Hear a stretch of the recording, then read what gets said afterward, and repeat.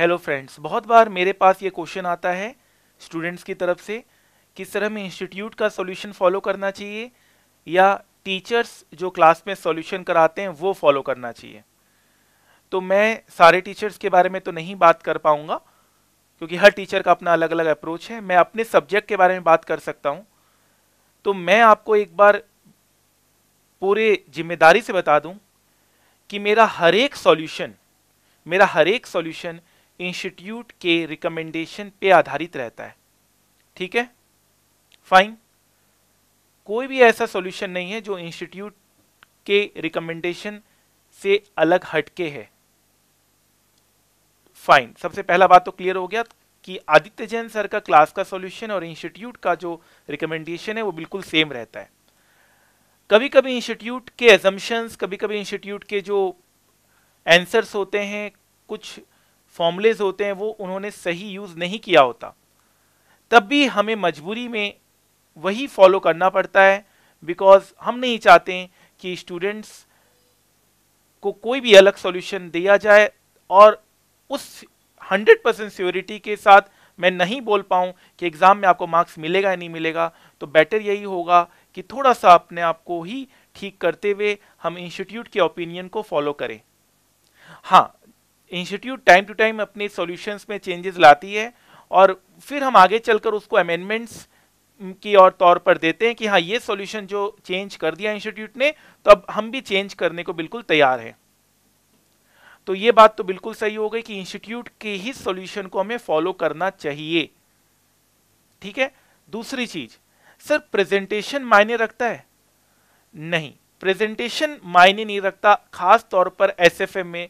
Because यहाँ पर कोई रेगुलेशन नहीं है, यहाँ पर कोई एक ऐसा शेड्यूल नहीं है, या हमारा कोई कंपनीज एक्ट का रिक्वायरमेंट नहीं है, या हमारा कोई इंड एएस का कोई रिक्वायरमेंट नहीं है जिसमें हम लोग कोई रेगुलेशन के तहत बंधे हुए हैं। तो प्रेजेंटेशन मायने नहीं रखता। तो खास तौर पर आप स्टूडेंट्स, अगर आपने मेरी क्लासेस को अच्छे से फॉलो किया है तो आपको ये बात बिल्कुल अच्छे से पता होगी कि सर का जो सॉल्यूशन कराने का जो पैटर्न है वो बहुत सिंपल है। और वही आपको सॉल्यूशन अगर जब बुक से देखते हैं तो आप कंफ्यूज हो जाते हैं। तो सॉल्यूशन का जो पैटर्न है वो कोई भी हो सकता है, वो जरूरी नहीं कि वो सेट फॉर, तो हम कितना याद रखेंगे, याद ही नहीं कर पाएंगे कि कौन सा सॉल्यूशन का कौन सा पैटर्न रहेगा। तो बेटर यही है, जो क्लास का जो मेरा सॉल्यूशन है या कोई भी अपना भी आपका सॉल्यूशन हो, पैटर्न आप कोई भी फॉलो कर सकते हैं, प्रेजेंटेशन आपका कोई भी हो सकता है, चाहे आप टेबुलर फॉर्म में करें, चाहे आप हॉरिजॉन्टल मैनर में करें, वर्टिकल मैनर में करें, कोई उससे कोई मतलब नहीं है। मतलब है फाइनल आंसर हमारा मैच करना चाहिए, फाइनल जो डिसीजन है वो मैच करना चाहिए, फाइनल कंक्लूजन हमारा मैच करना चाहिए। तो प्रेजेंटेशन मायने नहीं रखता है, हाँ फाइनल सॉल्यूशन जरूर मायने रखता है जो इंस्टीट्यूट ने हमें दिया है। तो एक बार मैं समराइज कर दूं ये सारी बातों को। इंस्टीट्यूट का सॉल्यूशन ही हमेशा फॉलो करना चाहिए।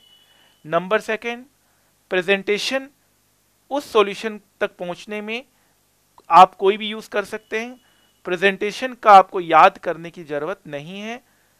हाँ, सॉल्यूशन सेम होना चाहिए, फाइनल आंसर सेम होना चाहिए। ठीक है, this is the best approach, this is the approach जहां बच्चे 100% मार्क्स सिक्योर कर सकते हैं और रैंक लाने का सोच सकते हैं।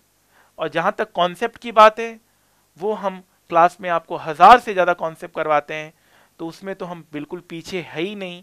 और साथ साथ अगर हम सॉल्यूशन में भी अगर इंस्टीट्यूट की रिकमेंडेशन के साथ करेंगे तो हमें ही फायदा मिलेगा, हमें ही अच्छे मार्क्स मिलेंगे और हमें ही और आगे चलकर हमें अपने प्रोफेशनल एग्जाम्स को क्लियर करने में काफ़ी मदद मिलेगी। तो फ्रेंड्स, ये छोटा सा इन्फॉर्मेशन आई होप आपको काम आएगा, और भी मैं इन्फॉर्मेशन आपको देता रहूँगा टाइम टू टाइम। तो आप इस चैनल को सब्सक्राइब कर लीजिए, और जो भी एजुकेशन इनिशिएटिव मैं ले रहा हूँ आप लोगों को एडुकेट करने में, मैं चाहता हूँ आप लोगों का पूरा पूरा सहयोग मिले, ताकि कोई भी स्टूडेंट्स फेल ना हो पाए और हर स्टूडेंट्स को अपने सपनों को पूरा करने का पूरा हक मिले। Thank you so much.